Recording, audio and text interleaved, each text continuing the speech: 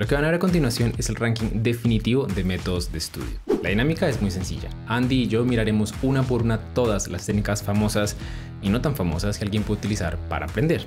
Luego las ubicaremos en una de 5 categorías, desde las que todo el mundo debería usar hasta las que son una completa pérdida de tiempo. Les recuerdo que si les interesa este tema y quieren seguir aprendiendo, pueden revisar gratuitamente mi curso sobre la ciencia y cómo estudiar efectivamente. Ahí hablaremos más a detalle de todos los experimentos que mencionamos aquí en el video y también explicaremos otras formas en las que pueden aplicar estas técnicas a la vida real. Con eso dicho, ahora sí, comencemos. Entonces la primera, que es muy famosa, se llama la técnica de Pomodoro, ¿cierto que la conoce? Sí, sí, claro. Entonces esa es una técnica que consiste básicamente en cómo partir el estudio. En vez de estudiar de largo, uno dice, bueno, va a estudiar 25 minuticos y luego descanso 5. 25 y 5 y así son series de eso. ¿Qué opina de eso? ¿Dónde cree que debería ir? Yo creo que es... Por ejemplo, yo traté de aplicarlo una vez en mi vida y me fue muy mal. Me fue muy mal porque honestamente no pude para mí. Pero conozco gente que cuando me dice yo apliqué esto y mi vida cambió. Entonces yo diría que si me excluyo a mí y hablo por la experiencia de otras personas, estaría en medio. A veces ayudan o en buenas, pero no mágicas. No sé usted qué dice. Yo estoy exactamente en el mismo punto. Y a mí esto me parece curiosa porque si uno mira a mí me encanta ver como esos TED Talks de productividad y estudio. Si uno mira los TED Talks de hace como 10, 15 años, esto es el agua bendita. ¿Por qué? Porque literalmente lo decían así, como 25 minutos, cualquier persona puede estudiar 25 minutos, no es tan difícil. Pero el problema que la gente se comenzó a dar cuenta es que sí, no sé si eso fue lo que le pasó, pero a mí por lo menos lo que me pasaba mucho era que sí, comenzar esa sesión de 25 minutos no era tan complicada. El problema es que todo el tiempo me estaba saliendo. Cada 5 minutos me salía y lo que me pasaba eventualmente es que en una de esas me salía y ya no volvía. A mí me costaba más volver a empezar, exacto. O sea, como el descanso para mí era terrible. O sea, creo que a mí me va mejor con la que va a continuación, pero para mí el descanso era lo que no me servía de esa técnica. Yo si voy, si no voy, no. Pero hay gente que entiendo, eso sí le sirve mucho. Sí, y por eso creo que es bueno el medio, porque creo que Pomodoro sí tiene algo que uno a veces necesita, y es que uno a veces definitivamente no quiere estudiar. Y en esas ocasiones a veces uno puede ganar mucho si uno se pone una meta, lo que yo llamo como ridículamente baja. Yo, por ejemplo, a veces no tengo ganas de hacer nada, digamos, no solo con el estudio, a veces no quiero ni siquiera editar un video. Pero digo, bueno, voy a simplemente organizar los clips. Entonces llego y ahí comienza a pasar un fenómeno que estoy seguro que a muchos les pasa, que es que uno comienza, en el principio tiene mamera, dice, bueno, solo voy a hacer esto, y después se da cuenta que, bueno, no está tan grave. Eso creo que Pomodoro enseña, y de hecho creo que el creador de Pomodoro decía que el mejor reloj de Pomodoro, porque venden unos relojes y todos, es uno en donde como que cae en arena, porque es uno que comienza y uno no se da cuenta cuando suena. Okay, o sea, la técnica de Pomodoro originalmente invitaba a que uno se perdiera concentrado. Como simplemente quitar esa fricción. Entonces sí, creo que tiene como algún mérito. Yo no soy como esos youtubers que dicen, no, Pomodoro es terrible. Sí, tampoco. Sí, pero creo que no es ese... Todos deberían usar para nada. Listo. Siguiente, estado de flujo. ¿Qué es estado de flujo? Sí. Estado de flujo es darle hasta que pueda, ¿no? O sea, estoy concentrado, le doy hasta que completamente inmerso en la tarea. Exactamente. Yo creo que estado de flujo es todos deberían usar, pero no en el sentido de que toca hacerlo todo el tiempo, sino de uno se da cuenta, si usted está concentrado y le está rindiendo, siga, no pare. Exacto. Yo siento que todos deberían usarlo en el momento en el cual sirva para ellos. Entonces, ¿dónde lo ponemos? Yo lo dejaría en todos deberían usar. Sí. No todo el tiempo, pero todos deberían usarlo cuando les sirva en ese momento. Yo siento, mi relación con el estado de flujo es que uno realmente no determina cuándo le pasa. O sea, uno muy poquito puede hacer para que le suceda, pero cuando le sucede es buenísimo. Exacto. Y ahí sí viene la clave, creo que uno tiene que cuando uno ya está ahí, intentar no romperlo. Y creo que ahí entra una cosa clave, que es no ponerse cosas que uno sabe que lo van a romper. Porque si uno ya está medio concentrado y llega, yo no sé qué, que la notificación de Instagram, que yo no sé, la otra cosa, es muy fácil romperlo. Siento que ese es uno de los problemas que ahora la gente tiene todo el tiempo, es que se comienzan gradualmente a concentrar y llega la notificación y ahí les rompe. Pero yo creo que uno sí se puede dar cuenta como de las cosas que, como dice usted, también que lo sacan, las cosas que como que permiten que eso ocurra. Creo que está en relación. Por ejemplo, a mí me sirve mucho en las noches. Yo muchas veces a veces no me ha rendido 9, 10 de la noche, a las 10 de la noche que ya casi no hay distracciones, casi no suena el celular, nada. Le doy hasta la 1 de la mañana y me rinde mucho más de lo que me hubiera rendido en 8 horas durante la mañana. Sí. Entonces como que uno se da cuenta de qué cosas son las que le sirven para entrar y también para no salir. Y si uno logra como ajustar eso, creo que es un todos deberían usar. Eso cuando Exacto. sucede es maravilloso. Sí. O sea, Listo. Entonces, ahora van dos. No sé si las había escuchado antes, que se llama estudio en bloque y estudio entremezclado. Entonces, la manera más sencilla de pensarlo es así. Digamos que yo tengo una semana para estudiar 5 temas. Estudiar en bloque es que yo coja tema por tema y lo coja de principio a fin y vaya saltando. Entonces, cojo hipertensión, lo leo de principio a fin y después pasa falla cardíaca, principio a fin, y así voy leyendo. Entremezclado es que voy, como dice el nombre, mezclando. Entonces leo un poquitico, leo la introducción de falla cardíaca, luego paso, leo la introducción de yo no sé qué. Al tercer día estoy leyendo la presentación clínica, me acabo la presentación clínica de falla cardíaca y luego paso la presentación clínica de hipertensión. Y así, tan. Así con solo lo que le dije, ¿dónde los pondría? yo creo que si uno está estudiando un tema de cero, por ejemplo, soy estudiante de séptimo semestre y empecé medicina interna. Yo estudio en bloque, 100%. No estudio entremezclado ¿En dónde? porque no me rendiría. Yo estudio en bloque, lo pondría como en buenas, pero no mentira, todos deberían usar cuando estudian en básicas. Sería mi opinión, no sé qué hace. Pero, por ejemplo, ya cuando usted sabe el tema, siento, por ejemplo, no, yo ya leí hipertensión, ya leí falla, no sé qué, estoy rotando en cardio. Entonces me dejaron tareas. Entonces, claro, uno las tareas empieza como a leer aparte y eso como que le sirve para ir conectando con lo que uno ya tenía de base de antes. Ahí me parece que sirve, pero de ceros, coger y estudiar entremezclado temas, yo personalmente no lo recomendaría. A mí no me serviría. Como que estoy seguro que no. No sé usted. Entonces, ¿dónde lo pondría? Yo personalmente lo pondría en... medio, a veces ayudan en el sentido de que es cuando ya sé el tema. Si es de cero, lo pondría en pérdida de tiempo. O sea, si es empezar en cero, lo pondría en pérdida de tiempo. No sé usted. Bold. Eso refleja algo muy curioso porque eso es la opinión más común que uno encuentra cuando la gente se comienza a estudiar esto. Eso es lo frecuente. Y de hecho hay unos experimentos muy interesantes donde le ponen a personas a estudiar un tema de cero. Entonces, por ejemplo, arte, les ponen a estudiar estilos artísticos, cosa que pues, muchas personas no manejan. Y hacen efectivamente esto. Unos estudian en bloque, otros estudian de forma entremezclada. Luego les ponen a hacer, luego intercambian. Otros estilos artísticos los aprenden así. Y luego les hacen una evaluación. Y lo curioso es que la gente siempre le va mejor, tiene un mejor rendimiento en el entremezclado, pero no se dan cuenta. Eso es lo curioso. La misma gente dice como, ¿dónde cree que aprendió más? Los temas que estudia así. ¿Cuál le gustó más? ¿Cuál cree tema que domina mejor? El estudio en bloque. Porque es muy organizado. Nosotros sentimos que es como, no, sí, estoy cosa por cosa, ¿cierto? Sin embargo, y esto se ha replicado en de todo. De hecho, hay algunos estudios que lo replican en temas médicos como electrocardiograma. Y es clarísimo. O sea, nosotros tenemos un sesgo metacognitivo ahí de que... Pues yo creo que ahí dependería de cómo lo evalúan, ¿no? Porque, o sea, yo creo que si a mí me ponen a estudiar entremezclado de cero, pues uno obviamente se enfoca en lo más importante. O sea, que estudio lo más importante. Cuando uno estudia en bloque, por ejemplo, y uno estudia como suelo estudiar yo en UpToDate, pues claro, usted lee todo el artículo de fisiopato, luego todo el de presentación clínica, y seguramente si le hace un examen después, pues de ahí a que se acuerde es difícil. Eso toca pues como hacer otras... O sea, como la cantidad de que se estudia. No sé, no cómo decirlo, sino, o sea, por ejemplo, si me ponen a estudiar, tiene una hora para estudiar solo falla, ¿cierto? Y luego una hora para estudiar solo hipertensión y luego una hora para estudiar solo otro tema. Pero después me dicen, no, tiene una hora para estudiar los tres. Entonces, ¿qué hago yo? Priorizo, ¿cierto? Digo, bueno, ¿qué tengo que saber de falla? Criterios diagnósticos, manejo inicial y cómo actúan.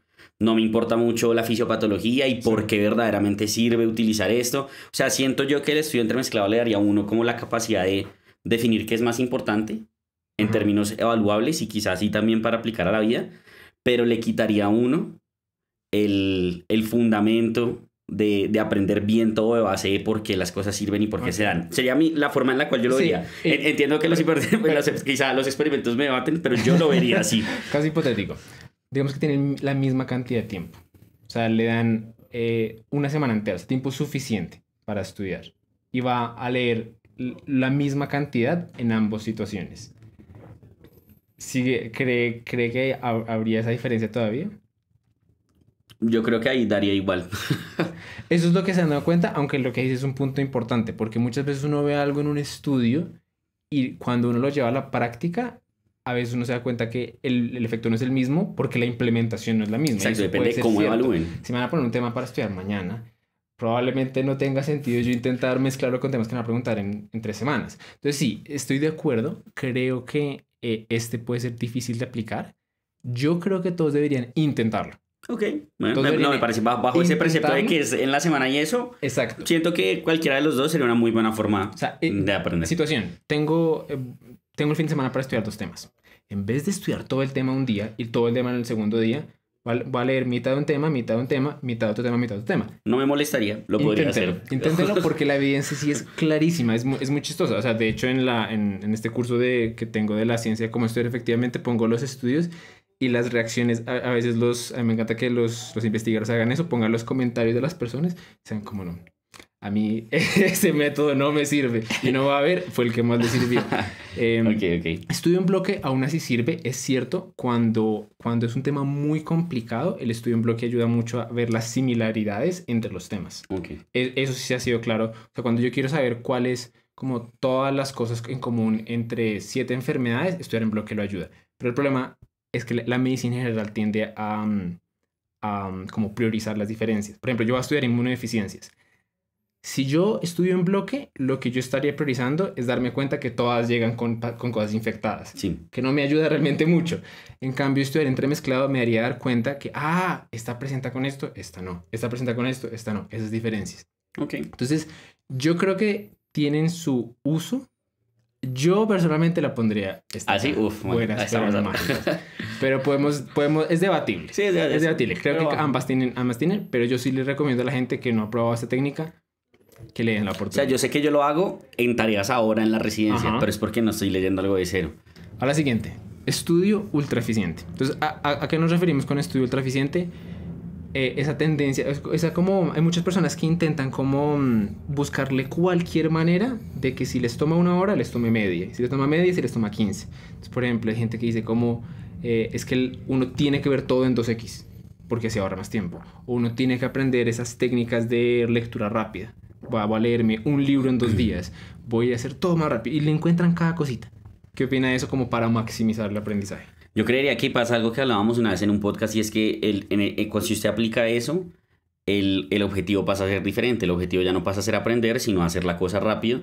Entonces, yo nunca lo recomendaría. O sea, yo no lo hago. Yo que me veo en 1.5x, pues las cosas que no me importan. O sea, las cosas que no espero aprender. Si yo espero aprender de algo, bueno, no estoy hablando de un video porque yo no estudio con videos, pero yo no lo leería de afán.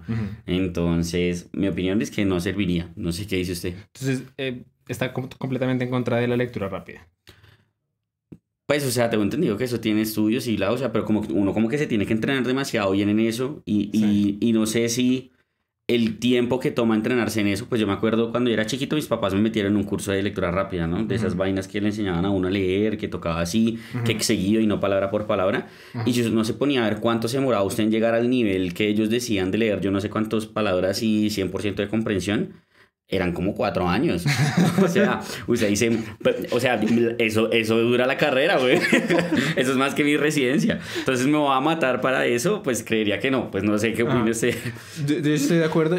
A mí ese tema siempre me interesó. Un día me puse a meterme bien a la literatura y lo que me di cuenta, curiosamente, es que la mayoría de la gente que dice como tiene evidencia es cuando logran coger a alguien que lee lento, que lee más lento que el humano promedio, que son 200 a 300 palabras por minuto, y lo suben ahí.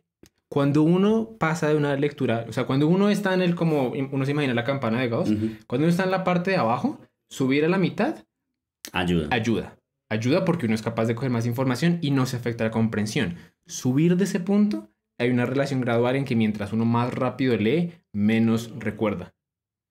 Y uno puede en los estudios que se analiza la comprensión inmediata, puede que sea exactamente igual, pero el efecto es claro que a largo plazo recuerdan mucho menos.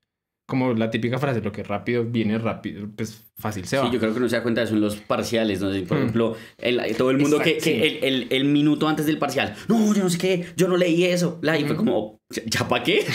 O sea, como, ¿ya para qué? O sea, yo sí me leo algo de afán, estoy seguro que no me va a quedar. O sea, dentro del parcial me lo preguntan y antes me va a dar más rabia porque no me acordé. Exacto. Entonces, eso que en inglés se llama cramming, lo que demuestra es eso. La gente se acuerda, le va bien en el parcial, porque cramming sí ayuda en los parciales. A las 2 semanas no se acuerda de nada, que es como la experiencia del universitario promedio. Sí. El conocimiento le llega hasta el examen. Entonces sí, ¿dónde la pondría? En ultra eficiente, en pérdida de tiempo. ¿Pérdida de tiempo? Yo creo que... Nada, pero hay menos opciones por el Yo lo pondría parcial. ahí porque es que, seamos honestos, a veces uno tiene que aprender cosas que realmente no son trascendentales, uno simplemente las quiere sacar de como rápidamente. Bueno, sí, o sea, si no es para la vida, bueno. Exacto, me están poniendo a aprender un protocolo que al hospital le dio por sacar para yo no sé qué, una cosa administrativa. Bueno, eso me lo voy a ver en 2X. Sí, como yo, hay que ser congruente. Yo no voy a decir, no, me lo voy a ver. Yo técnicamente, yo la mayoría de las cosas no las pongo en 2X, solo cuando la persona habla ultra lento. Ahí es cuando entiendo. No. Pero sí, en general, no es pues lo que muestra la evidencia es que no es una buena manera de aprender. Ahora uno que también es curioso, lo puse aquí. Esto no solamente aplica a estudio, aplica también, es como un acercamiento hacia la vida, pero lo puse aquí porque mucha gente termina siendo estudiante y lo aplica para eso, que es el estudio en modo monje. Y yo aquí metí también como lo que hablan del Sigma Mindset, que son básicamente estas personas que dicen como la solución para uno estudiar bien y que le vaya bien y todas las cosas es volverse literal como un monje. Es quitar todas las distracciones de la vida, es concentrarse unidimensionalmente en lo que tenga, cual sea su tarea, la universidad, el estudio, lo que sea, y dejar el resto de cosas de lado. ¿Qué opinas? Pérdida de tiempo.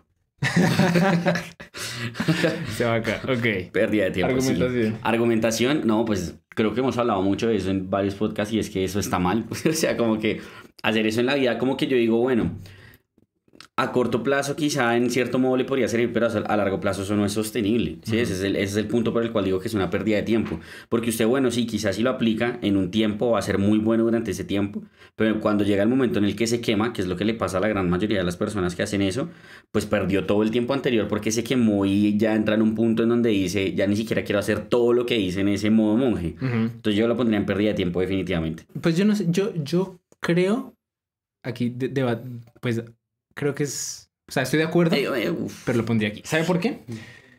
Porque creo, como con Pomodoro. O sea, yo nunca uso Pomodoro y aún así lo puse ahí porque creo que hay cosas que uno puede aprender de Pomodoro. Estoy de acuerdo en que o sea, doy un paso para atrás.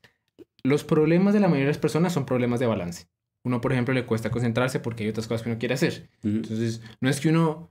Si uno le pregunta y uno es muy honesto, no es que uno quiera hacer algo que solo sea estudio. Sin embargo, pues uno quiere como manejar muchas cosas. Curiosamente, la sociedad a esos problemas de balance la respuesta es radical y son las que más nos gustan. Nadie hace un video no se vuelve viral diciendo como no, hay que encontrar un balance. Sí. Estas son las cosas que llaman la atención.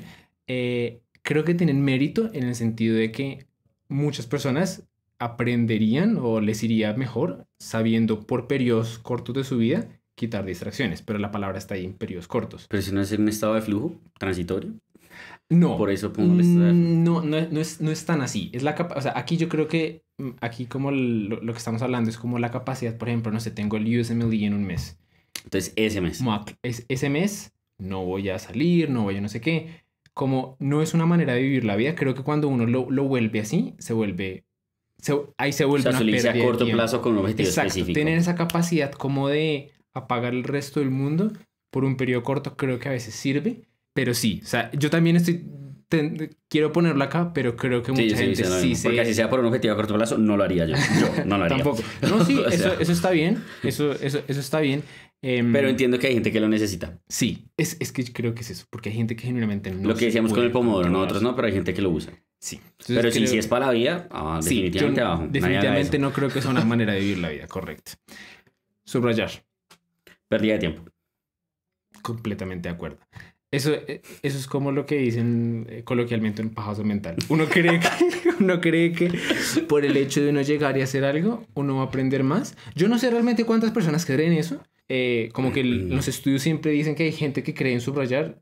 No sé, yo no conozco a ninguna. No, sí, como que no. ¿Sí? ¿No se acuerdan en medicina la gente que subraya y subraya con colores diferentes? Y dice que es porque se acuerda con el color que subrayó y no. Pues yo tenía ceguera para ser con las personas porque yo nunca he visto en la vida real a alguien que le guste así. Es que nuestros amigos cercanos ninguno lo hacía, pero yo sí conocía dentro de nuestra carrera, dentro de CBC, a muchas personas que imprimían el libro y como si lo brochetearan. Eso es lo más chistoso. O sea, es más bien, es como una marca de que la persona ya pasó por ahí.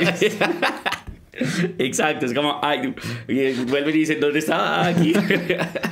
Entonces, no, o sea, no sirve absolutamente nada. Sí, correcto. Yo lo entiendo, aquí nos toca hacer la diferencia entre académico y vida. Por ejemplo, si no sé, yo estoy leyendo un libro por puro placer personal y hay una frase que me gustó y me gustaría encontrarla más fácilmente cuando vaya a coger el libro otra vez, vale, subraye lo que quiera. Pero pensar que uno es por llegar y subrayar algo, le está quedando más, eso... Sí, o sea, yo el único sentido que le debería subrayar, por ejemplo, ahorita que estaba pensando es, me acuerdo, por ejemplo, a usted le dan un artículo que me ha tocado hacer a mí y ese artículo usted tiene que hacer una exposición. Entonces hay veces en donde yo prefiero como leer primero todo el artículo y pues después hacer la exposición, como lo que uno habla, primero lea y luego páselo a sus palabras, pero como hay ciertas cosas que yo sé que sí o sí quiero detallar, entonces por ejemplo, estoy viendo el artículo y digo, de este párrafo como que esto sí o sí tiene que quedar en la presentación. Pero no es porque eso lo vaya a recordar, o sea, no estoy usando eso para acordar, sino para dejar una marca de que eso lo voy a dejar en el sitio en donde sí lo voy a usar para acordarme, ¿sí? Ahí le vería el sentido a subrayar, pero como coger un texto y subrayar para aprender, no, porque no, le tocaría releer el texto, entonces no tiene sentido. Y como hablaremos más adelante, el solo acto de releer, tampoco es que sea muy útil, pero bueno, eso ya lo hablaremos en un segundo. Luego van los apuntes. Entonces aquí hay muchas maneras de abordar esto, pero bueno, aquí yo lo puse en apuntes a mano y apuntes a computador. ¿Por qué? Porque he escuchado mucho y creo que todos hemos tenido un profesor donde algún punto llegue y nos dice... Escribir es mejor. Está confirmado, apuntar a mano es mejor que apuntar a computador. Entonces, ¿cómo clasificaría eso? Es que yo creería que, por ejemplo, si usted lo ponen a apuntar a mano, prioriza que escribe. A diferencia de si apunta en computador. Porque lo que pasa es que mucha gente que apunta en computador no sabe apuntar en computador. Transcribe la información. A ese punto quería llegar. Entonces creo que ese es el problema. Entonces yo diría que, o sea, en mi opinión, hacer apuntes a mano es una pérdida de tiempo. ¿Por qué? Porque no sirven a largo plazo. Esa es la razón por la cual yo diría que es una pérdida de tiempo. O sea, usted va a coger el libro de su cuaderno de primer semestre y de ahí volver a estudiar. Muchas veces uno ni entiende lo que escribió, ¿sí? Entonces, y eso se puede dañar, eso se puede perder. O sea, hay muchas razones por las cuales apuntar a mano puede salir mal. Y yo conozco mucha gente que me ha dicho eso, como, yo tuve un cuaderno tan bonito en cardiología y ahora estoy volviendo a estudiar para la residencia y yo hubiera escrito eso y lo tendría. Entonces, basado en eso, yo digo que apuntes a mano es una pérdida de tiempo, pero siempre y cuando uno sepa tomar apuntes a computador. Entonces, ¿dónde pondría apuntes a computador? Apuntes a computador, yo diría como, es que mapas digitales entran ahí. Diría que en general tener como algo virtual de lo que usted leyó es algo que todos deberían usar. Pero es que... ¿Dónde? No, pero es que estoy viendo que después va mapas mentales. Mapas mentales es otra forma de apuntar a computador. Pero ya, o sea, aquí pongamos la manera típica en la que alguien apunta a computador. Sí. Llega, tiene libro, pues como material para leer en un lado, notas en el otro y transcribe. Por ejemplo, lo que yo hago de presentaciones entraría ahí. No, pongamos, porque ¿cuántas personas conoce que estudian Exacto. así? No, pongamos solo escribir en Word así, medio a veces ayudan. Ok. Bueno, yo pondría ambos ahí. No creo que sea una pérdida de tiempo en el sentido de que la evidencia deja claro que solo leer versus tomar apuntes ayudan en alguito. ¿Qué tanto es alguito? Bueno, pero no es una pérdida. Yo no lo pondría en ninguno de los dos a pérdida de tiempo. Sí, de acuerdo. Yo es más por lo que le digo de que se pueden perder. Exacto. Pueden hacer que usted haya perdido el tiempo. Es un riesgo sí, que uno asume. Con los apuntes a mano, eso no, y no solamente el riesgo, sino que genuinamente yo me acuerdo que yo un día estaba estudiando un tema y yo estaba tomando mis apuntes y yo vi la hora, póngale, no sé, 1 p.m. Ya iba a punto, bueno, pasaron un tiempo. Ya iba a acabar la página. ¿Qué horas son? 5. Yo, ¿cómo así? Duré 4 horas en esta página. Como toma mucho tiempo. Sí, Por eso mucha gente le encanta los apuntes a computador, pero estoy de acuerdo. Lo que pasa con los apuntes a computador es parecido a lo que pasa con la tecnología en general. Como la gente que no sabe conducir, con un carro más rápido lo que hace es estrellarse más fácil. Entonces aquí pasa algo parecido. Cuando alguien no sabe tomar apuntes a mano, que desafortunadamente es la gran mayoría de los mortales, y le dan una cosa de estas y luego la comparan con apuntes a mano, pasa algo muy curioso, que ya ese estudio es famoso, se llama The Pen is Mightier Than the Keyboard, o The Laptop, algo así. Es que los apuntes retienen más información, les va mejor cuando los evalúan. Sin embargo, si uno se mete más a fondo en la literatura, se da cuenta que eso no tiene que ver con que el computador sea malo. Lo que pasa es que la gente deja de pensar cuando usa el computador porque es muy fácil escribir. Exacto, es muy fácil. Entonces, como que desconectan la mente. En cambio, con apuntes a mano, bien que mal, uno está obligado, ya que uno no puede escribir tan rápido, a condensar la Yo información. creo que eso pasa muchos errores como con las tablas y las gráficas, ¿no? Porque Exacto. las tablas la gente coge el pantallazo y ¡Pum! la pega. Ni la lee, y no ni la lee. leyó. Exacto. Y no En la cambio, leyó. En cambio, cuando usted la pasa a mano, pues usted entiende por qué las cosas las están organizando. Lo hubiera metido acá. La de que uno está en clase, pone una gráfica, foto. ¡Pum! Esa es la uno clase. nunca usa Esa las foto nunca se fotos. vuelve a utilizar. Nunca se vuelve a utilizar, solo lo que es un espacio y uno como a los 3 años cuando ya está, cuando se le Con llena el el celular, celular, borrar. Eso sí, en mi opinión, es una pérdida de tiempo. Entonces, sí, en ese caso los apuntes a mano funcionan porque uno por lo menos tiene que tomarse 5 segundos para pensar, discernir y anotar algo. Pero alguien que sabe tomar apuntes, yo lo pondría acá. Por ejemplo, las presentaciones, que es una manera como... Sí, por eso, si fuera por presentaciones pondría buenas, pero no Exacto, buenas. exacto. Entonces yo creo que estaría acá, dependiendo, Entre pero esos dos. para la mayoría de las personas, yo creo que estarían ahí. Sí, de acuerdo, ¿Listo? me parece. Además, mapas mentales. Porque ese también creo que le pasa lo de Pomodoro. Hace 10 años todo el mundo decía, esa es la solución. Yo no sé si se acuerda que nosotros teníamos una clase llamada Aprender a Aprender. Sí, claro, que Que nos yo- pusieron a hacer mapas mentales, ¿cómo se llama ese programa? Pero bueno, si nos pusieron a hacer Que- mapas mentales en un programa ahí, Sí. y no era como esta vaina que... Y que nadie nunca realmente aprendió a aprender. Ahí nos decían los mapas mentales es la solución, ¿cierto? ¿Qué opina de eso? Pues yo digo que, o sea, como en mi forma de estudiar y en mi forma de aprender, nunca, o sea, nunca me han servido.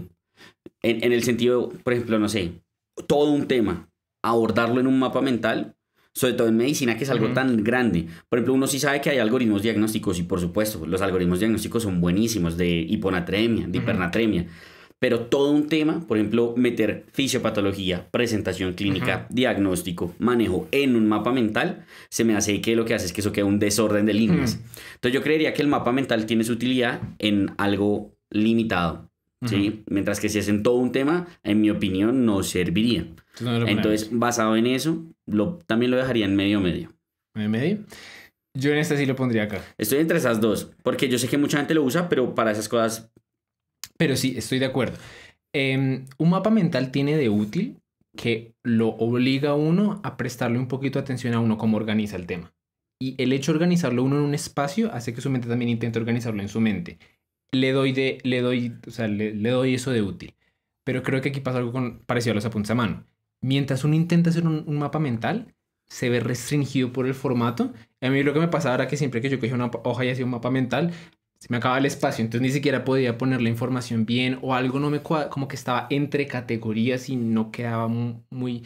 Entonces, y tiene todas esas limitantes. Sí, pero yo creo que por eso, cuando decimos lo de tomar apuntes a computador o las otras que de pronto vamos a hablar, el hecho de saber tomar apuntes a computador, creo yo que lo que más da la ventaja de tomar apuntes virtuales es eso. Que usted leyó algo y usted dice, no, en mi cabeza esto no va aquí, en mi cabeza esto tiene que ir Exacto. más arriba. Entonces usted lo mete sin problemas. No tiene que partir la hoja, no tiene que... Entonces... Yo eso lo pondría... No lo pusimos aquí, pero si tuviéramos la opción, eso es lo que Piaget llamaba un esquema mental. Un esquema mental es la forma en la que está el tema organizado en mi cabeza. Que claro, uno a veces lo puede ayudarse a su cabeza con una manera explícita. Sin embargo, los mapas mentales así típicos en la hoja, que yo no sé qué. Ah, no, en la hoja no. No, si es en la hoja, bájelos. Sí, vamos. Sí, no, a mí me parece que hay, por ejemplo, hace poquito un patrocinio de Scrintle. Es una aplicación que mezcla como mapas mentales con notas normales. Entonces uno puede hacer el mapa mental. Ah, yo lo vi, que uno abría Exacto. y salían cosas ahí bien. Ese me por parece encima. que puede funcionar porque tiene como el híbrido. Como que uno le permite prestarle un poquito de atención, pero luego irse por otra cosa. Sí. Entonces, sí, creo que depende. Entonces, ¿dónde lo dejamos? Depende del grado del mapa mental. Sí. Yo lo dejaría ahí. Sí, ¿Ahí? dejémoslo ahí, Sí, sí, me sí, parece sí. ahí bien. Listo.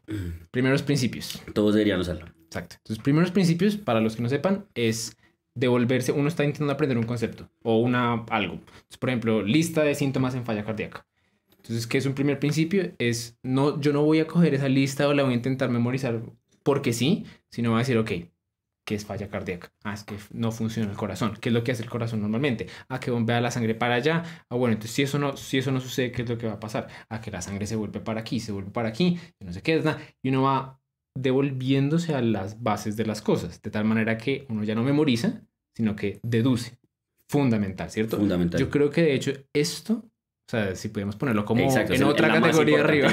Es la más importante de todas, completamente de acuerdo. Totalmente. Ahorita que estuve, pues ahorita acabé de terminar piso, ¿no? Ya R3. Entonces es chévere porque usted juega como a ser el profe, ¿no? Entonces, pues yo lo amé con todo mi ser, claramente, porque tenía estudiantes, entonces yo pasaba restantes con ellos y les preguntaba. Y uno se da cuenta mucho de eso, que la gente se aprende los checklists y cuando usted va... ¿Y eso por qué? ¿Cierto? Entonces, por ejemplo, no sé, les preguntábamos la clásica, infarto. Entonces, ¿pero por qué sirve eso? O sea, ¿por qué darle el betabloqueador sirve a un paciente que se infartó? O sea, como ¿cuál es la lógica de eso? No, porque reduce mortalidad, pero ¿por qué? O sea, ¿qué pasa en el corazón? Así, y con todos los medicamentos. Entonces yo me di cuenta de eso y entonces empecé a hacer un ejercicio, sobre todo con el segundo grupo que tuve, donde con todos los pacientes empezábamos a decir el medicamento que lo tenía, por qué lo tenía, para qué servía y qué otras alternativas había. Está bueno. ¿Sí? Y pues yo siento que, por ejemplo, eso de primeros principios, yo lo apliqué mucho en fármaco en ese sentido. Yo fármaco no aprendí en fármaco. Yo fármaco aprendí leyendo los temas, porque yo decía, bueno, a esto le ponen esto, esta vaina cómo actúa, por qué sirve, qué eventos adversos tiene, por esto lo prefiero, por esto no. Y esa es la forma de, creo yo, de realmente cómo aprenderlo y se basa mucho en primeros principios y eso funciona para todo en la vida. Y eso demuestra algo que la gente usualmente no... Creo que nos dejan ese comentario muy seguido y es como, pero es que eso no se puede aplicar a temas que son solo de memoria, como fármaco. ¿No? Dicen, ¿cómo se aprende fármaco? Como eso no tiene principio, como... Pero sí tiene. Lo que pasa es que una vez no sabe dónde está el principio. Sí, eso, por ejemplo, pasa en micro. Micro uno dice como nuestra lista de bacterias, yo no sé qué, incluso con datos como el Staphylococcus catalasa positivo. ¿Qué hace el estudiante promedio? Escribe Staphylococcus catalasa positivo. ¿Qué es la catalasa? No tengo la más mínima idea, no importa. Siguiente. Pero no, si uno se coge el tiempo y uno dice, bueno, ¿qué es la catalasa? Es una enzima que utiliza el hongo para defenderse. ¿Por qué? Porque el macrófago lo quiere matar y le manda radicales libres, entonces este los coge y los vuelve agua. Y por eso es más virulento y bla, bla, bla. Entonces uno comienza a decir, wow, claro, tiene sentido. Las cosas dejan de ser como de memoria arbitraria. De hecho, si yo me pongo a pensar, creo que yo nunca estudié fármaco de memoria. Por ejemplo, ahora que... O sea, como yo sentarme a leer, tal, no. Lo que digo, lo aprendí fue leyendo los temas y pues eso es lo que trato de hacer, por ejemplo, por lo menos en la clínica con los estudiantes y se basa en eso. Elaboración es algo parecido. Elaboración, solo que, o sea, primeros principios siempre va hacia las raíces. Uno tiene un concepto que está debajo. Elaboración dice que uno también puede aprender no solo yéndose hacia abajo, sino yéndose hacia cualquier lado. Uno aprende no solo por el hecho de irse hacia abajo, sino por el hecho de simplemente pegarle algo más. Como de mientras uno más información aprende de algo, como que más lo integra. Entonces, hay muchos ejemplos, pero por ejemplo, no sé si le ha pasado alguna vez que uno está estudiando algún tema y le lanzan un datico curioso. Es como, wow, que la aptomicina, yo no sé qué no funciona en esta, pero sí funciona en la otra cosa. Uno ya se acuerda mucho mejor de eso. Y eso es paradójico, porque mucha gente cuando le da una lista de temas por estudiar o un tema que es muy largo, dice como la manera más fácil de aprenderme todo esto es como quitando información. Pero de hecho la manera más efectiva es añadiéndole. Claro. ¿Dónde la ponemos? Yo la pondría en todos deberían usarla. De acuerdo, completamente de acuerdo. Ahora va un tema controversial para nosotros, clases presenciales y clases virtuales. Clases presenciales la pondría en hay mejores opciones. Ok.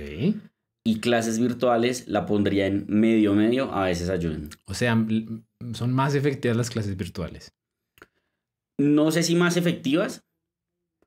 Se lo pongo así. Aunque aquí nos toca especificar a qué nos referimos con clases virtuales. No son videos.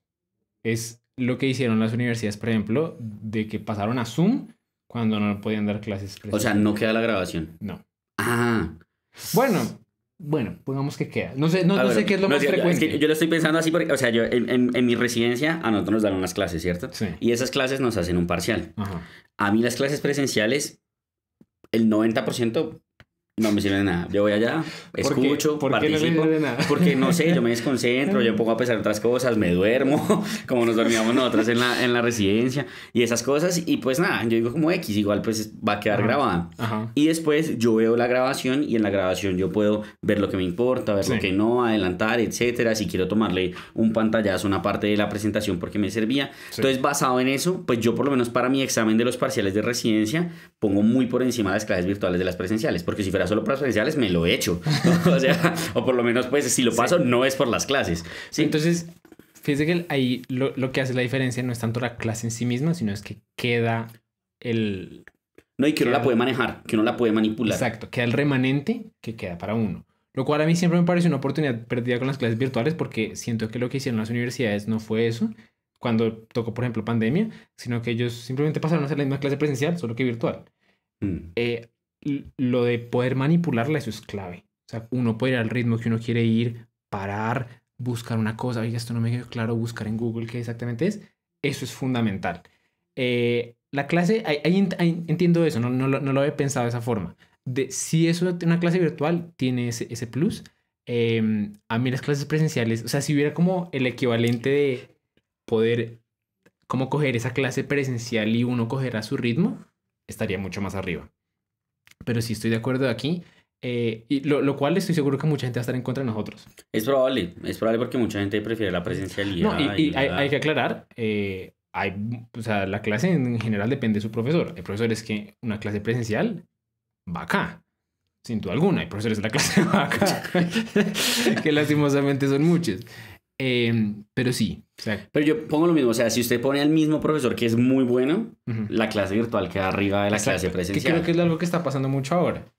Estas plataformas médicas llaman a los buenos profesores, les hacen unos muy buenos videos que la gente puede ver a su ritmo, donde quieran, haciendo lo que quiera, y ya quedan ahí remanente. Y esas ahí sí yo creo que estarían de hecho por acá. Sí, claro, dependiendo de qué tan buenas sean, sí. Pero sí, definitivamente. Ok. Originalmente yo creo que iba a poner esta acá, pero sí, ese raciocinio me convenció. Listo. Chunking. Entonces, chunking es simplemente traduce algo así como agrupación. Y hay muchas maneras de explicar esto, pero creo que la que más como manifiesta qué tan... Porque yo le puedo decir chunking y el ejemplo como más fácil es intente aprenderse o recordar estos números. 3, 7, 1, 5, 4, yo no sé qué, doy 15 números. O 3, 17, 6, 75, 20, 48. Son los mismos números, pero uno cuando se los agrupan, como que la mente le parece más fácil. Eso se puede hacer a muchos niveles. Por ejemplo, en este curso de la ciencia de cómo estudiar, hablo de un estudio muy bacano en donde le ponen a diferentes como personas que juegan ajedrez con diferentes niveles de maestría a ver tableros como en la mitad de un juego. Y luego tableros desorganizados, como completamente aleatorios. Y se dan cuenta que los maestros pueden ver un tablero por 5 segundos y acordarse como el 80% de las fichas. Pero solo eso pasaba cuando el tablero era de un juego. Cuando el tablero ya no era un juego, no tenían eso. Y era porque ellos cuando ven el tablero no veían piezas individuales, sino que veían grupos, veían patrones. Esos patrones obviamente se perdían cuando el tablero no, pues era aleatorio. Entonces uno hace esto en medicina con muchas cosas. Por ejemplo, uno no piensa como en enfermedad, lista de síntomas. Uno no es que le llega al paciente y uno, ok, me dice que tiene dolor, cefalea, yo no sé qué. Yo no oriento a la cefalea por acá, el dolor por acá. Yo intento generar como un grupo, un síndrome, un patrón. Eso es muy útil, siento que mucha gente no lo hace. Completamente de acuerdo, o sea, todos deberían usarlo, creo que estamos de acuerdo. Y vuelvo al ejemplo de ahorita cuando estábamos ya de piso de R3, y era eso, uno se da cuenta, entonces como no, tiene esto, y uno, bueno, pues agrúpelo, ¿no? ¿Cierto? Y la doctora con la que estaba rotando, de hecho le decía a los estudiantes, a mí no me importa que ustedes de entrada me digan tiene un infarto, sino que todo lo hagamos sindromático. Entonces, síndrome de dolor torácico, síndrome hematoso, síndrome tal, ahora sí, conecte las demás cosas que tiene y de unas posibles etiologías. Y así, pues el llegar al diagnóstico y de la misma manera recordar las cosas se vuelve mucho más fácil. Entonces, todos deberían usarlo, definitivamente. Y aquí como apunte, eso se puede aplicar a lo que uno quiera. O sea, no solo, por ejemplo, a síndrome, sino a micro. Yo no pude entender micro hasta que lo comencé a organizar en grupos. Que los bacilos gram negativos, aquí, que los COVID, yo no sé qué. Cuando era una lista de patógenos, ¿no? Es imposible. Entonces, sí, hay muchas formas. La siguiente, pistas de recuperación. ¿Sí es familiarizado con el concepto? Sí, explíquela un poco más a pistas de recuperación es como estuviera el nombre, una pista que me ayuda a como recuperar información mucho más fácil. El ejemplo típico es una mnemotecnia. Entonces, voy a hacer una pregunta. Si yo le pregunto así de primerazo, ¿cuáles son la funcionalidad de los pares craneales? Si es sensitiva, motora o dual. Sin que use una mnemotecnia, ¿cómo siente el conocimiento ahí? No. No, lo que uno Menos hace en es ese coger una momento. mnemotecnia. Exacto, uno coge una mnemotecnia como... La de Somsey, Mary Exacto, Money, esa fue una ajá. mnemotecnia que nosotros aprendimos Brutal. en tercero, ¿no? Y fue con el, como con el crush o con de estas vainas del USMLE, fue excelente. Y uno lo repasa una vez. Y a veces incluso uno no lo repasa, uno no se acuerda. Pues, por ejemplo, ¿usted hace cuánto cree que la dije por última vez? Yo creo que en el pregrado. O sea, Exacto. Y esa información como que le va revelando información. Uno no la tiene, sino que uno... Yo siempre hago la analogía como con un archivo zip. Uno sabe que está ahí. Uno le da doble clic y ¡fum! La despliega. Hay muchas formas de hacer pistas de recuperación. Mnemotecnia, de hecho, es la peor tipo de pista de recuperación. Pero sí, esa es como la idea. Entonces, por ejemplo, aquí entran palacios mentales, yo no sé qué otras cosas. ¿Qué una opinas? duda ahí, pues pensando aquí en la siguiente. ¿Emociones entran ahí o no entran ahí? Técnicamente sí. O sea, pista de recuperación es cualquier cosa que yo use para recuperar algo. Ok, perfecto. No, pues yo creo que todos deberían usarlo. Sería... O usted dice buenas. Sí, o sea, es que si uno es muy técnico, creo que todos lo usan en algún quieran o no. sentido, exacto. En algún Porque momento uno se acuerda. es un... Pero aquí creo que lo que estamos hablando es de hacerlo activo, de uno elegir su pista. Ah, ok. Diría buenas, pero no mágicas, entonces. Exacto. Yo lo pondría Sí, sí. exactamente igual ahí. Aquí sobre todo estamos hablando de lo mismo. Palacios mentales, unión por historia. Son cosas que ayudan mucho. De hecho, no, ¿tú se acuerdas del taller que Sí, el tuvimos en taller que Made hicimos. Learners? Ayudan mucho, sobre todo esos temas que cuestan mucho, que es difícil elaborarlos o principios. Pero sí. Y yo creo que el problema es que necesitan entrenamiento, ¿no? Exacto. Entonces, eso es lo que hace que no sea todos deberían usarlo, porque pues llegar a tener la facilidad de hacer un palacio, de una historia y eso, pues no es Sí, algo que uno pueda hacer no es- de la exacto, noche a la mañana. sí, Entonces, exacto. La siguiente, codificación por errores. Codificación es como el sinónimo que los psicólogos cognitivos le dan a aprender. Entonces aquí uno, como la idea es, mientras usted más la embarre, más va a aprender. ¿Qué opina al respecto? es que creo que depende del escenario. Ajá. Porque me explico, o sea, a todos nos pasa, si lo aplicamos a medicina, Ujú. pues a todos nos pasa, todos nos equivocamos en revista, todos la embarramos con un paciente, todos la embarramos alguna vez leyendo una historia y uno de eso aprende un montón, Ujú. ¿cierto? Pero pues la idea es que eso no pase, ¿no? Entonces, La idea es sí, que sí. eso no pase como en un contexto ya real. ¿sí? Exacto, como en la vida Sí, real, a exacto, eso me sí. refiero. Entonces, si fuera así, pues no, porque uno activamente no debería Sí, buscar eso. sí, obvio. Pero sería es como aplicar una técnica de estudio, que no sé Exacto, muy bien sí. ahí cómo funcionaría, o sea... Hay muchas formas. La manera, por ejemplo, favorita en la que los psicólogos cognitivos hacen esto es que le dan ya sea una lista de cosas y usted se las memoriza o le dan una pregunta. Entonces, ¿qué tiene 4 patas y es azul? Entonces, dice una cosa. Son preguntas hechas para que usted la coja mal. Dice algo mal. Le dice, no, es esto. Es la palabra que tienes que aprenderte. Cuando lo hacen de esa forma, cuando un error precede la información, se recupera mejor. Pero hay muchas maneras de hacerlo. Por ejemplo, digamos que uno quiere repasar un tema antibiograma. Hace mucho, digamos, que no repaso antibiograma. Entonces, ¿qué puedo hacer? Antes de llegar y leer otra vez y que me dé toda la información, Yo voy a hacerlo. llego y digo, yo creo que es así. Y creo porque de verdad no me acuerdo. Entonces, yo creo que va aquí. El solo hecho de hacer eso, tomarme 5 minuticos para decir cómo yo creo que es, me va a hacer recordar mejor la información que va a leer después. Ok. Entonces, Pues ¿dónde nunca lo he pondría? aplicado para saber. Nunca lo he aplicado para saber. No, pues sí, por Pero ejemplo, creería que estaría en con- revista. Porque, estaría- porque nosotros tenemos, por ejemplo, actitud. Ah, no, mentira, ya me acordé. No, hay un escenario en el que sí, claro. Por ejemplo, antes de pasar revista, usted lee el paciente y usted dice, pues, uno no tiene ni idea, ¿no? Sobre todo no se está en séptimo. Sí. Pero uno dice, me va a arriesgar lo que uno le dice a los estudiantes, Voy a- proponga exacto, conductas, sí. piense usted qué haría, piense, Y no solo después conductas. usted se da Yo creo que tiene diagnósticos, esto. tal, Ajá. y usted se da cuenta, no fue por esto o sí fue por esto, y eso sirve un montón. Exacto. No, entonces ahí sí todos deben usarlo. Sí, y lo que digo, se puede poner de muchas maneras. Esa es la que los estudiantes de medicina probablemente pueden aplicar más, como arriesgarse, intentar hacer hipótesis siempre en el escenario que sea. Entonces sí, ¿dónde la ponemos? Todos deberían usarlo. De acuerdo. Bien. La siguiente, releer. Pérdida de tiempo. ¿Y los resúmenes? ¿Ah? ¿Y los resúmenes? No, o sea, es que ahí depende de qué estamos hablando de releer, ¿no? Porque es que mi visión, por ejemplo, de hacer una presentación Ujú. es no tener que volver a leer de donde saqué la presentación. ¿De acuerdo? ¿Sí? A eso me refiero. Entonces, y de hecho yo hago eso mucho en mi práctica. Entonces- Yo busco las cosas en mis presentaciones. Pregunta. Porque yo me acuerdo que una vez, pues cuando era como los primeros semestres, hacía resúmenes. Y me acuerdo aprendía que el resumen. Y los releía. No, eso está mal. Entonces cambió de opinión con eso. Sí, porque yo sé que eso a largo plazo no se me quedó. Estoy 100% consciente de que no me acuerdo. De acuerdo. Entonces... De acuerdo. Mucha gente le encanta releer. Creo que de hecho es de los métodos más...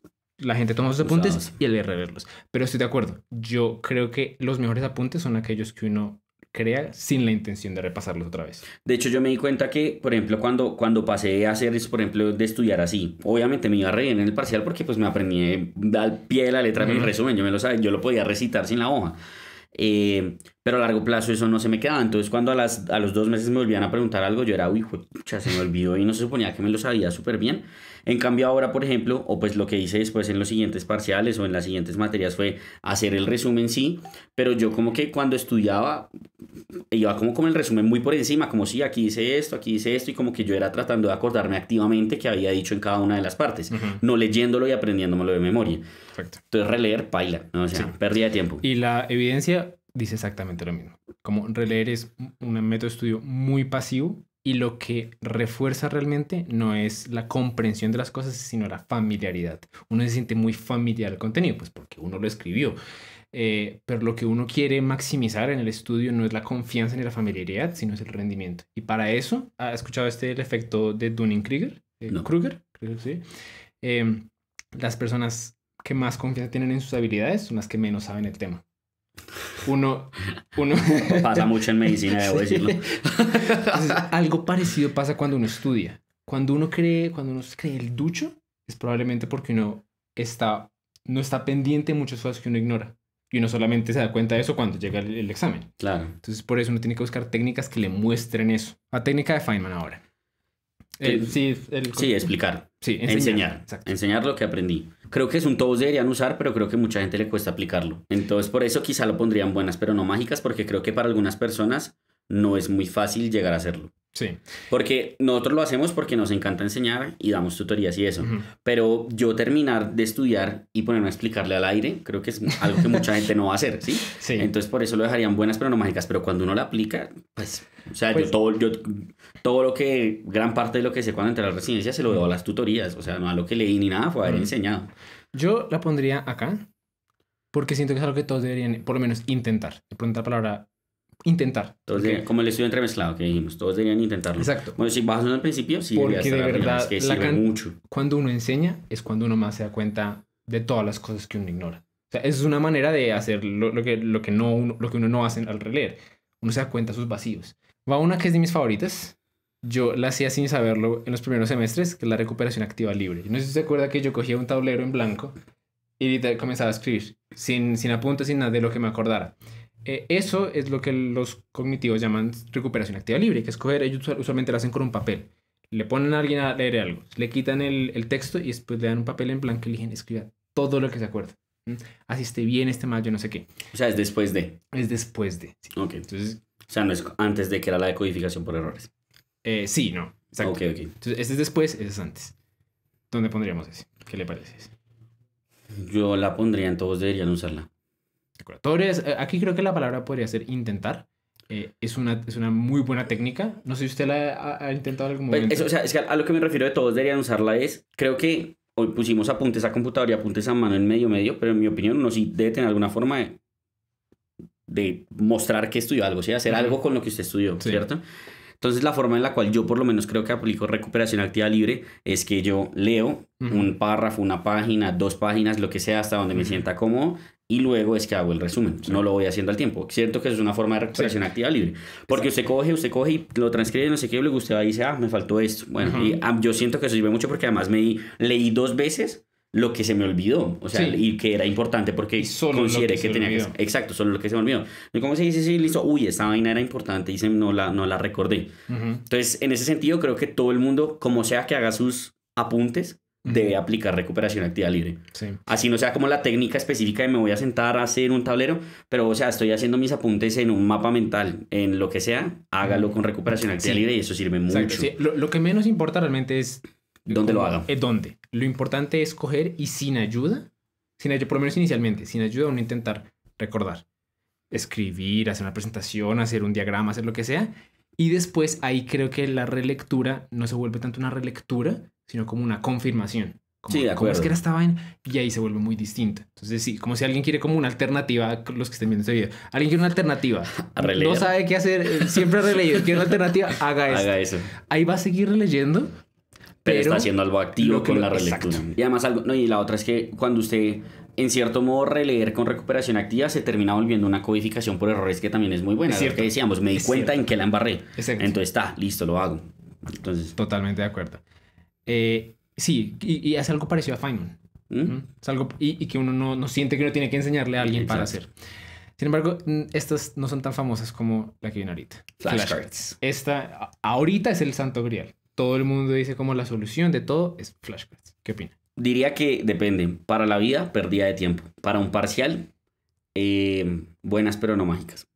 Entonces, ¿dónde la ponemos? ¿Aquí? Como que a veces. A veces Como en el que a sentido veces. Pero en ese sentido, yo diría, como para un parcial, o sea, a corto plazo, necesito acordarme algo de aquí a Ujú. una semana o lo que usted decía. Y pues es que el USMLE es muy largo. Pero un examen que no sea tan largo, que sea un tema concreto, si usted hace flashcards, sirven. Por ejemplo, lo que hacíamos, ¿no? ¿Se acuerdan las flashcards que usted hacía en flashcards, cardio sí. para los AIAS? Claro, porque eran unos temas limitados de cardio que sabíamos que nos iban a preguntar de eso. Y Ujú. con eso uno estaba haciendo pues como la repetición activa un montón. Pero para la vida... o sea, Es el problema, es el problema. Y a mí lo que me parece muy chistoso en los videos es que la gente como que asume que uno va a seguir cuando tenga 50 años Haciendo haciendo flashcards. su Anki. y además es eso, o sea, porque yo digo, bueno, si hago un Anki de medicina, o sea, si yo empecé en primero y digo, voy a hacer Anki, El Anki. imagínese el Anki de micro, Sí. biología molecular, todo, pues es imposible, o sea, imagínese usted rotando en medicina interna y respondiendo a Ankis de, ¿qué es el nucleolo? No, o sea, sí, como que... Ese exactamente, yo también lo pondría aquí. Entonces, de acuerdo, las flashcards para un examen que van a hacer, incluso como en un año, me sirve. Obviamente me toca ser más juicioso y un problema que mucha gente tiene con las flashcards es que se les va la mano. Entonces, si usted fue a una clase y sacó 120 flashcards de ahí, esas La son está haciendo muchas, mal, la está haciendo mal. demasiadas. O sea, Uno tiene que ser- volvió el resumen mal hecho a computador flashcards. Y eso es lo que todo el mundo hace. La gente, cuando les dicen, no, es que hay que estudiar más activamente, lo que hacen es pasar sus apuntes a formato flashcard y les terminan releyendo igual. Porque sí, ven el título, como la pregunta de la flashcard, pero ni se molestan en intentar recordar. Simplemente pasan a la información y creen, ahora sí estoy estudiando activamente. Y nada que ver. Entonces, por eso yo a veces incluso de la forma en la que mucha gente usa las flashcards, de la manera en la que yo comencé a usar las flashcards, la pondría La acá. pondría en pérdida de Literal, tiempo. A eso me pérdida de refiero. tiempo. Sí. Porque yo, por ejemplo, para mi USMLE, yo hice 10.000 flashcards. ¿Cuántas de esas repasé? En un punto yo dije, ya no voy a hacer más flashcards. Como Eso no, no no. tiene sentido. Y sí, a mitad de la preparación del USMLE dejé de practicar más flashcards porque eran demasiadas. Entonces sí, creo que si uno las usa mal, sería una pérdida de tiempo. Cuando uno las usa A corto plazo, en el contexto que es, de acuerdo. sirven. Sin embargo, por eso lo separé aquí. Creo que el principio que hay debajo sí es, o sea, es innegociable, que es la repetición espacial activa. Todos deberían usarlo. Sí, pues si uno no le importa recordar un tema, no la use. Si uno quiere recordar un tema, esto es casi que obligatorio, porque no importa uno que también aprendió un tema, se le va a olvidar. Ahí no hay salida. Entonces uno le toca repetirlo. ¿Cuál es la palabra que yo pondría aquí clave, que la gente siempre se le olvida? Activa.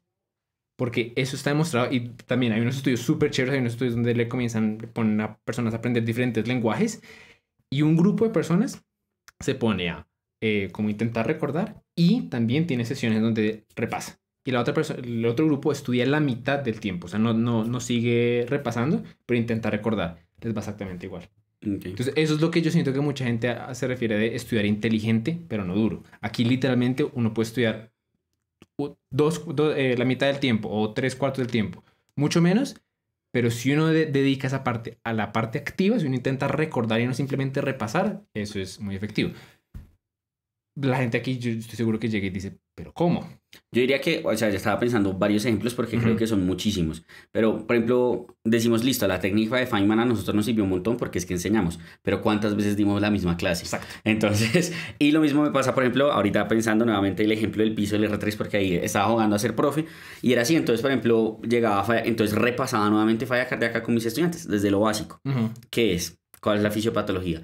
Tal cosa. Entonces con eso uno se da cuenta como, uy, esto quizá no me acordaba mucho. O al estudiante le pregunta algo a uno y uno dice, uff, puta, yo lo estudié, pero ya creo que hace como 4 años. Entonces uno le decía, no, miremos, o pues es esta cosa, pero ven, confirmemos y ahí uno se da cuenta si se había omitido algo o no. Y ese ejercicio que no es netamente activo de tengo una aplicación que me dice, hoy estudié esto, sino que uno dentro de su propia práctica clínica va haciendo eso. Me acuerdo mucho que yo también lo hacía en el pregrado con lo que hablábamos ahorita de fármaco. Entonces yo me acuerdo que yo que tenía los pacientes y yo cogía y veía los medicamentos de los pacientes. Y yo les recomendé mucho a mis estudiantes hacer eso, como mi paciente tiene furosemida. Ah, bueno, ¿cómo actúa? ¿Qué hace? ¿Por qué la tiene? Tiene tal cosa. Y así usted está repasando algo que vio hace 6 años, pero se está acordando. Exacto. Entonces hay muchas formas de hacerlo sin que sea algo esquematizado y protocolizado y esas cosas. Creo que esa es la manera menos como fancy, como uno no puede hacer un video diciendo la técnica, uno ni siquiera sabe cómo nombrarlo, pero sí es la manera más realista y efectiva, que es integrarlo en la vida de uno. Y de hecho, cuando uno se pone a pensar, la gente que recuerda las cosas es porque las practica todo el tiempo. ¿Por qué el cardiovascular, el cardiólogo sabe tanto de cardiología? Porque todos los días ve casos que le recuerdan. O y que todos los que días está enseñando eso y todos los días. Si uno encuentra formas de hacer eso, por ejemplo, estrategias. Mi paciente, lo que dijimos, lo que dijo, mi paciente tiene algo, listo, intentemos recordar. Alguien me pregunta una cosa de un caso. Uy, madre, ese casito, ¿cómo era? Ya, busco. Intento recordar, entonces sí. Y lo mismo pasa yo creo que con los profes, porque usted dice, sí, lo mismo, uno dice como, pero es que este profe cómo se acuerda tanto de esto y no sé qué, y uno lo nota mucho, pues por lo menos siento yo que uno se da cuenta, creo que por lo menos aplicándolo a la medicina, los profesionales que están en un ámbito en donde integran eso, por ejemplo en hospitales universitarios versus los que no, se les nota muchísimo la diferencia por eso, porque estos van olvidando, no recuerdan, nadie les pide recordar nada, en cambio estos todo el tiempo tienen que estar recordando activamente para explicar, para hablar, y eso hace que sean profesionalmente pues mucho mejores. Entonces ponerse en situaciones que lo obligan a uno a repetir. Reescuchar clases. Pérdida de tiempo. ¿Alguien le podría decir cómo no es contradictorio que pongan aquí las clases virtuales porque no las reescucha y aquí pérdida de tiempo? No, porque yo de las clases virtuales hago algo más activo, ¿sí? Por ejemplo, pues, o sea, para mi parcial específicamente hablando, ¿cierto? Le están las clases y yo hago el resumencito de las clases de lo que dijeron y luego, pues, eso es de lo que baso como más o menos como estudio. Igual, pues, es para un examen, ¿sí? No es como que yo de eso vaya a basar mi estudio del tema para la vida, no. Pero reescuchar solo las clases siento que sería lo mismo que releer. O sea, uno tiene que hacer algo activo con eso o si no, pues... Sí, por eso yo lo pongo en pérdida de tiempo. Por ejemplo, alguien que va a clases presenciales las graba. Lo que pasaba todo el tiempo. Que eso es lo que hace mucha gente. Y luego las reescucha. ¿Qué opina de ese? Y hace, pues, no sé, se pone a hacer una presentación mientras la reescucha o algo así. Yo diría que si uno va a reescuchar las clases en el sentido de utilizar las clases virtuales, como hablábamos de me quedó la grabación y entonces yo puedo, el profe aquí dijo algo súper importante, no me acuerdo, pues, sí, no tengo memoria prodigiosa, no me puedo acordar, pues reescucho qué es. O lo mismo, yo en clase presencial me dormí, no puse cuidado, pues venga, la escucho y ahora sí hago y saco mis apuntes y ahí empiezo a hacer el resto de técnicas. Serviría, pero reescuchar solo como releer, pérdida de tiempo. Sí, en eso estoy de acuerdo. Creo que de nuevo depende de cómo lo usen, entonces yo estaría inclinado a ponerla aquí o acá. Había, por ejemplo... Bueno, por lo que son clases, entiendo. Exacto. No está releyendo lo que se decía. Había colegas, por ejemplo, nuestros en el semestre o semestres de abajo que hacían algo que yo siempre... A veces lo intentaba, solo que es que como pues molestaban con asistencia y eso, que ellos no iban a clase. Buscaban a alguien que les firmara la asistencia y eso y dejaban una grabadora. Usaban ese tiempo para leer, como aprender activamente y luego, antes del examen, porque sabían que muchas cosas salen de las clases, las escuchaban a su ritmo, tal cual, como utilizando todas las ventajas de lo que tiene una clase virtual así. Sí, eso me parece que puede funcionar. Sí. No, esto definitivamente no acá. Claro, porque mucha gente, de nuevo, mucha gente creo que los métodos de estudio, mucha gente es esto y esto, releer y reescuchar. Y no, eso está mal. Como se pueden dar cuenta, sí, está bien abajo. Y luego está evaluación. Lo que le dicen el efecto examen, el efecto prueba, que es después o incluso antes de leer, evaluarse. Casos clínicos, preguntas de repaso. ¿Qué opinas? Pero o sea, evaluación en el sentido de uno evaluarse, no notas, no exámenes, nada de eso. Es como una técnica de... Exacto. Sí, no es la evaluación que hace mi universidad para ver si aprendí o no. Es yo ponerme a prueba mi conocimiento. Para prepararme. Yo diría todos deberían usarlo. Totalmente de acuerdo. Sí. De hecho, yo la pondría acá, al ladito de estos dos. Me parece que es de las mejores técnicas. Increíblemente útil porque cumple muchas cosas de aquí. Claro, uno está haciendo repetición espacial. Exacto. Uno comete errores. Estudiante remezclado porque usualmente uno pregunta Exacto, cosas de varios exacto. temas. Muchas veces, esto ya lo hemos dicho muchas veces, Lo del pero Bastet. exacto. Sí, esa fue nuestra Entonces, maravilla en cuando las éramos básicas. estudiante, había una aplicación gratuita en ese momento que daba casos clínicos, y eso fue como el santo grial para nosotros en ese momento, y nos lanzaba casitos de todo. Además, porque nosotros nos daban unas, por ejemplo, teníamos parcial de neuro y eran clases específicas de neuro, pero esa vaina nos botaba cosas que no sabíamos de neuro, pero que igual uno decía, uy, pero esto de pronto por esto, y uno la trataba de sacar y hacía que uno aprendiera muchísimo más. Y uno terminaba Entonces, incluso repasando de temas que no había estudiado todavía, y cuando uno llegaba a esos temas, sí, yo me sabía ese. Es muy útil, es increíblemente útil, pero la gente tiene esta mentalidad de que la evaluación es una cosa que ve si uno aprendió o no, porque pues así es en la universidad, pero cuando uno la usa, es una cosa que no solo evalúa si uno aprendió o no, sino que le enseña a uno. Muy bien, con eso terminamos la lista, esperamos que les haya gustado el video. Recuerden que si quieren seguir aprendiendo pueden mirar nuestro curso de la ciencia de cómo estudiar efectivamente. Y la buena noticia es que pueden hacer eso completamente gratis, ya que Skillshare, la plataforma donde está subido ese curso, está patrocinando este video y está ofreciendo pruebas gratuitas de un mes a todos nuestros suscriptores. Así que nada, si quieren seguir aprendiendo no solo de este tema, sino de cualquiera de los miles presentes en la plataforma, solamente usen el link en la descripción, inicien su prueba gratis y pónganse a explorar su creatividad. Pueden ver cursos de lo que quieran, desde formación de hábitos, uso de inteligencia artificial, animación, edición de video, marketing, creación de contenido digital, mejor dicho, lo que ustedes quieran. Mi recomendación: postres rápidos y fáciles por Grand Patty. Y sí, sé que no tiene mucho que ver con ciencia ni con aprendizaje, pero bueno, aquí no le gusta hacer postres rápidos y fáciles que se ven así de buenos. Así que nada, recuerden que los primeros 1000 suscriptores sin utilizar el link en la descripción tendrán acceso gratuito por 30 días a la plataforma y todo su contenido. Gracias Skillshare por patrocinar este video, a ustedes por su tiempo y nos vemos en la próxima.